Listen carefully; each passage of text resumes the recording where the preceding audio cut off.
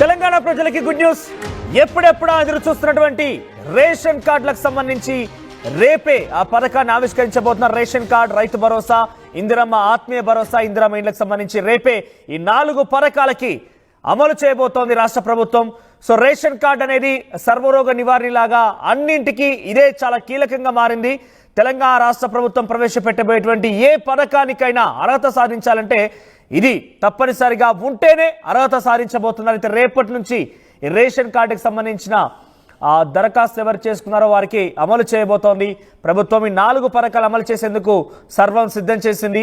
ఇక ఇందిరమ్మ ఇల్లు, రేషన్ కార్డులు, ఇందిరమ్మ ఆత్మీయ భరోసా, రైతు భరోసా, ఈ 4 పథకాలు రేపటి నుంచి మీ గ్రామాల్లో అమలు కాబోతున్నాయి.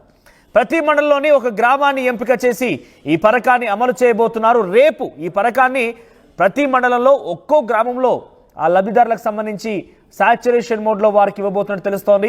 సుమారుగా 16,348 గ్రామ సభల్లో లబ్ధిదారుల పేర్లను ఇప్పటికే ఫైనల్ చేశారు.